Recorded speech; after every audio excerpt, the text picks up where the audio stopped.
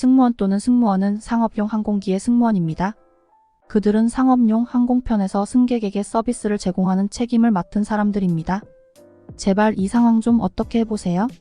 멘탈 나간 중국 승무원 대신 한국 승무원이 보여준 기적. LA로 향하는 비행기 안 한 여성이 치마 밑으로 피를 흥건하게 흘리면서 일로어하고 있는데요. 한 여성이 치마 밑으로 피를 흥건하게 흘리면서 괴로워하고 있는데요. 어떤 한 승무원이 이 여성의 몸을 세게 붙잡으면서 아무 말을 할 수 없도록 입에 무언가를 불립니다. 도대체 이 비행기 안에서는 어떤 상황이 벌어지고 있는 것일까요? 구독과 좋아요를 눌러주시면 영상 제작에 큰 힘이 됩니다. 안녕하세요. 저는 중국 베이징 출신의 23살 왕링이라고 합니다. 제 인생의 터닝포인트이자 잊을 수 없는 사건이 있었는데요. 그건 바로 고등학교 시절 겪은 일이에요. 아버지의 사업 실패로 가세가 기울면서 집안이 가난에 허덕이게 되었죠. 사랑하는 가족이 하루아침에 남들의 손가락질 대 상이 되어버렸어요. 아버지는 현실을 견디지 못하고 술병을 들었고 어머니는 우울증으로 하루하루를 고통 속에 보내셨죠. 당시 고등학생이었던 저는 갑작스러운 상황에 무척 당황했어요. 매일 밤 술에 취해 들어오는 아버지가 무서웠고 병든 어머니가 안쓰러웠죠. 어른들은 저에게 관심조차 주지 않으셨고 학비 걱정에 학교에 가기도 두려웠어요. 급기야 친구들 사이에서도 왕따를 당하기 시작했어요. 그 시작은 사소한 일들이었죠. 제가 교실에 들어서면 갑자기 조용해지는 분위기, 제 뒷모습을 쳐다보며 수군거리는 친구들. 언제부턴가 따돌림이 본격화되기 시작했어요. 아이들의 조롱 섞인 말들이 귓가에 맴돌았죠. 주눅 들어 학교 뒷마당 구석에 숨어 눈물을 훔치던 날들이 떠올라요. 그뿐만이 아니었어요. 체육 시간에 제가 공을 놓치면 역시 가난하면 운동도 못한다니까 라는 놀림을 받곤 했죠. 그룹 과제에서는 저를 빼고 모둠을 만드는 일도 비일비재했고요. 어느 날은 넌 돈이 없으니까 도둑질이라도 해야겠다는 친구의 심한 말에 눈물을 글썽이기도 했죠. 가장 마음 아팠던 건 절친했던 친구마저 걔를 외면한 거였어요. 이런 악몽 같던 나날 중 정말 억울한 일을 당했어요. 가장 부유한 아이로 소문난 반장 진웨이의 지갑이 도난당한 사건이었죠. 그날 방과 후 교실은 발칵 뒤집혔어요. 진웨이가 눈물로 범벅이 된 얼굴로 담임 선생님께 달려가 하소연했죠. 갑자기 아이들 사이에서 웅성거림이 일었어요. 누가 훔쳤을까? 의심의 눈초리들이 교실을 흘렀죠. 그 순간 누군가 날카롭게 외쳤어요. 순간 모두의 시선이 저에게 꽂혔어요. 온몸에 소름이 돋았죠. 당황한 나머지 더듬거리며 항변했지만 아이들의 따가운 눈초리는 좀처럼 사그라들지 않았어요. 급기야 담임 선생님이 날카로운 음성으로 물으셨죠. 하지만 소용없었죠. 가난한 집안 출신이라는 이유만으로 저는 도둑으로 낙인 찍혔어요. 억울함에 치를 떨며 복도를 헤매던 그때 한 친구가 불쑥 다가왔어요. 바로 전학생 수지였죠. 울먹이는 제 모습에 수지는 단호하게 말했어요. 수지의 그 한마디가 얼마나 큰 힘이 되었는지 몰라요? 절망 속에서 한 줄기 희망을 본 기분이었죠. 우리는 먼저 CCTV 영상을 살펴봤어요. 다행히 교실 앞에 감시 카메라가 있었거든요. 촬영 시간대를 유심히 살피던 수지가 갑자기 눈을 반짝였어요. 수지의 날카로운 눈에 감탄했죠. 우리는 이 단서를 가지고 진웨이에게 달려갔어요. 수지가 따져 물었죠. 처음엔 발뺌했지만 CCTV 영상을 보여주자 할 말을 잃더군요. 결국 진웨이는 자초지종을 털어놓았어요. 알고 보니 진웨이 아버지가 우리 아버지 회사에 투자했다가 돈을 날리자 원망이 컸던 거예요. 걔에게 앙심을 품고 모함한 거였죠. 담임 선생님께 CCTV 증거를 보여드리자 깜짝 놀라이더라고요. 진웨이를 따끔하게 꾸짖으시고는 전교생 앞에서 제 결백을 알려주셨어요. 그제야 악몽 같던 누명을 벗을 수 있었죠. 핍박받고 오해받던 시간이 주마등처럼 스쳐 지나갔어요. 수지가 아니었다면 절대 해내지 못했을 거예요. 세상에서 가장 소중한 친구죠. 아이들이 얼굴을 붉히며 사과의 말을 건네더라고요. 괜찮다고 이해한다고 다독였지만 사실 마음 한편 이쓰렸어요. 겉으로는 용서한다 했지만 상처는 좀처럼 아물지 않더군요. 그런 저를 수지는 꼭 안아주며 위로했어요. 그 일을 계기로 학교에서의 왕따는 자연스레 사그라졌어요. 아이들도 저에 대한 오해와 편견을 거두게 되었죠. 저 역시 더욱 당당해졌고요. 그렇게 고등학교를 무사히 졸업했어요. 빈털터리 신세였지만 꿈은 있었죠. 바로 하늘을 나는 승무원이 되는 거였어요. 수지와 함께 꿈을 나누며 밤늦게까지 공부했던 게 엊그제 같은데 시간이 훌쩍 흘렀네요. 고등학교 졸업 후 수지와 저는 각자의 길을 걸어갔어요. 수지는 대학에 진학해 승무원의 꿈을 향해 달려갔. 반면 집안 형편이 어려웠던 저는 대학 진학을 포기하고 생활비를 벌기 위해 일을 시작했어요. 편의점, 식당, 카페 등 가리지 않고 열심히 일했죠. 그럴수록 승무원의 꿈은 멀어져만 갔어요. 준비할 시간도 돈도 부족했거든요. 가끔 수지와 전화 통화를 하면 자격증 공부와 어학 공부로 바쁜 수지의 이야기가 듣고 싶기도 했지만 뒤처지는 기분에 마음이 무거웠죠. 그런데 수지에게서 깜짝 선물이 도착했어요. 승무원 자격증 교재와 영어 회화 교재였죠. 수지가 직접 골라서 보내준 거였어요. 편지에서 수지는 제가 꿈을 잊지 않기를 바란다며 먼저 승무원이 돼서 절 도와주겠다고 약속했죠. 너무 고마워서 펑펑 울었던 기억이 나요. 퇴근 후 늦은 밤까지 수지가 보내준 교재로 공부했죠. 수지는 학업과 아르바이트로 바쁜 와중에도 걔를 잊지 않고 이런 큰 선물을 준비해줬더라고요. 그로부터 1년 후 수지가 승무원 면접에 최종 합격했다는 소식을 들었어요. 그것도 대한항공이었죠.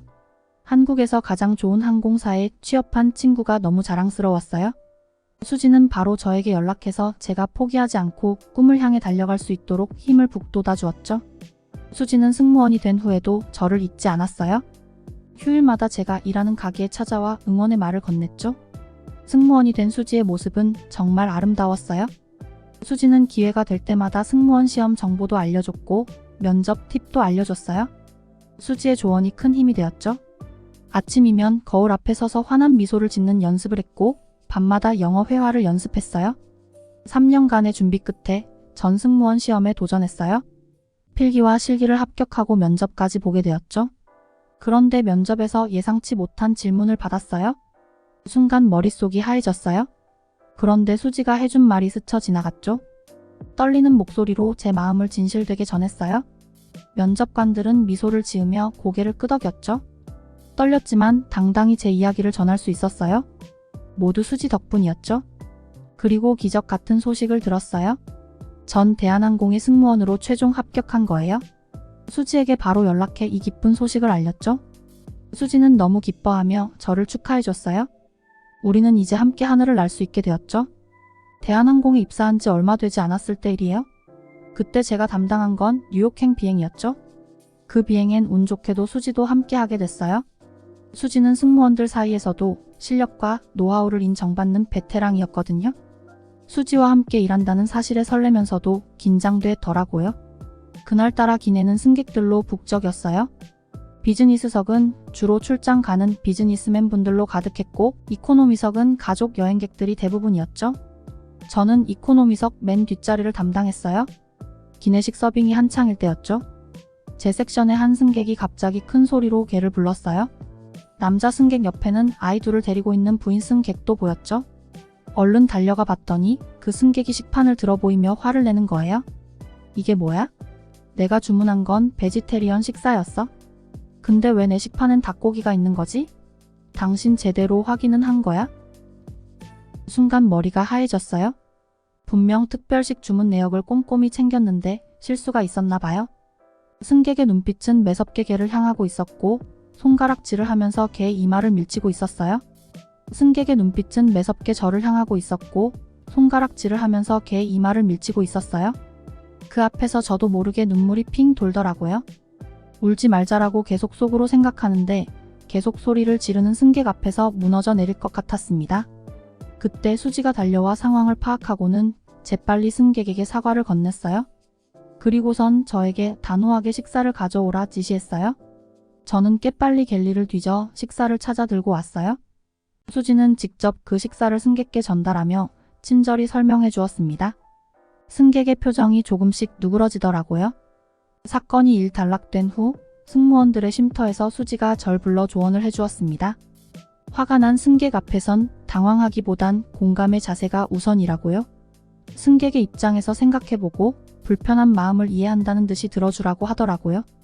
그리고 아까 단호하게 말한 부분 때문에 상처를 받았다면 미안하다고도 사과하더라고요. 화가 난 승객 앞에서 제 편을 들어주면 상황이 더 심각해질 걸 미리 예측하여 수지는 더 단호하게 저한테 지시를 내렸었던 것이었습니다. 진정성 있는 수지의 말은 그 어떤 말보다 가슴에 와닿았어요. 그래서 수지의 노하우를 실천에 옮기기로 마음먹었죠. 까다로운 승객일수록 한 번 더 웃어주고 한 번 더 물어봐 주기로 했습니다.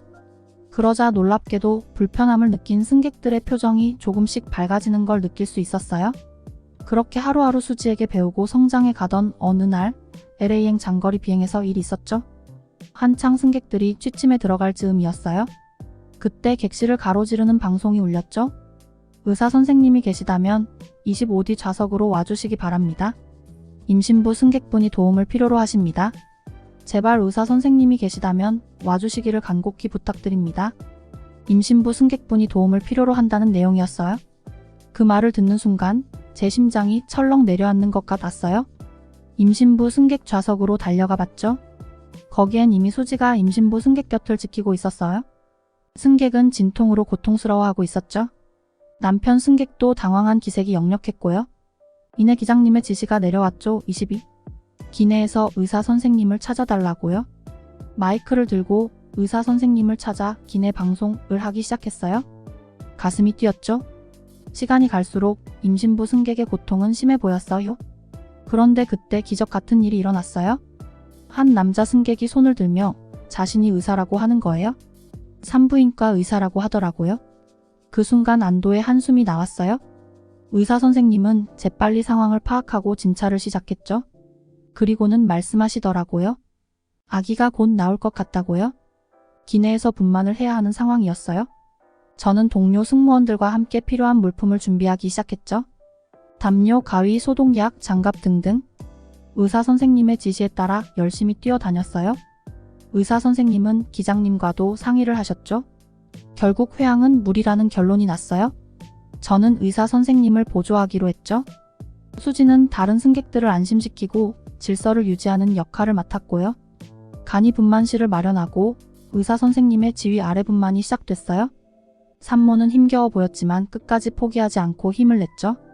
진통의 고통에 산모가 이를 악물며 신음하자 수지가 재빨리 작은 수건을 물려줬어요. 치아를 다칠까봐 입에 무언가를 물고 힘을 주는 게 도움이 된다고 하더라고요. 손수건을 꽉 물고 힘을 내세요. 잘하고 있어요. 조금만 더 힘내세요. 수지의 격려에 산모는 온 힘을 다해 손수건을 물고 힘주기 시작했죠. 그 광경에 같이 힘이 났어요. 저는 의사 선생님 옆에서 땀을 뻘뻘 흘리며 필요한 것들을 건네드렸어요. 수지도 동료 승무원들도 각자의 역할에 최선을 다했죠. 역시 한국의 국적기 대한항공은 다른 나라의 항공사와는 달랐어요. 분명히 다들 처음 겪는 일이었을 텐데도 불구하고 마치 미리 교육을 받은 것처럼 일사불란한 움직임을 보여주더라고요. 이 장면을 보고 제가 대한항공에 입사했다는 사실 이새삼 자랑스러웠어요. 시간이 흐르고 기내의 생명의 울음소리가 울려 퍼졌어요. 건강한 아기가 태어난 거죠. 산모도 승객들도 우리 승무원들도 모두 눈물을 흘렸어요. 그 감동의 순간 함께 할 수 있어서 너무 행복했죠. 의사 선생님과 수지, 동료들이 힘을 합쳐 새 생명의 탄생을 도운 거잖아요. 하지만 기쁨도 잠시, 예상치 못한 상황이 펼쳐졌어요. 순산의 기쁨도 잠시, 출산 후 산모에게서 피가 그치지 않는 거예요. 기내는 순식간에 피바다가 되어버렸죠. 수지와 의사 선생님은 재빨리 산모의 출혈을 멈추기 위해 노력했어요. 저는 피에 젖은 수건들을 치우고 새 수건을 건네는 등 필사적으로 돕기 시작했죠. 왕링, 혈압계랑 산소 마스크 좀 갖다 주어서. 수지의 다급한 목소리에 정신이 번쩍 들더라고요. 일사불란하게 협력하며 산모를 돕기 시작했죠. 시간이 느리게 흘러가는 것 같았어요. 온 객실이 피냄새로 가득했고 분주히 뛰어다니는 발걸음 소리만이 울려 퍼졌죠. 의사 선생님의 침착하고 노련한 대처 덕분에 산모의 출혈은 조금씩 잦아들기 시작했어요. 바이터. 개와 수지는 피로 얼룩진 기내를 닦으며 안도의 한숨을 내쉬었죠. 지쳐 보이는 산모에게 따뜻한 물수건을 건네며 위로의 말을 건넸어요. 그 일이 있고 난 후로 저는 달라졌어요. 위급한 상황에서 당황하지 않고 침착하게 대처하는 법을 배웠죠. 수지처럼 승객들에게 먼저 다가가고 진심을 다해 소통하려고 노력했어요. 승객 한 분 한 분께 최선을 다하는 자세로 임했죠. 그렇게 시간이 흘러 어느새 7년차 승무원이 됐네요. 이제는 후배 승무원들이 힘든 상황에 처했을 때 격려하고 조언해주는 선배가 됐어요. 이는 후배 승무원들이 힘든 상황에 처했을 때 격려하고 조언해주는 선배가 됐어요. 수지에게 배운 것들을 고스란히 전하려고 해요. EXIT. 오늘 또 비행 준비를 하며 저는 제 승무원 핸드북을 넘겨봅니다. 수지가 준 조언들, 그리고 그동안 제가 쌓아온 소중한 경험들이 빼곡히 적혀 있죠. 있게 하늘을 나는 건 저에게 일상이 됐지만 여전히 가슴 떨리는 순간이에요. 오늘은 또 어떤 승객들을 만나게 될지, 어떤 동료들과 함께 일하게 될지 말이에요. 걔는 설렘과 기대감으로 가득 차 오늘도 탑승구로 향합니다.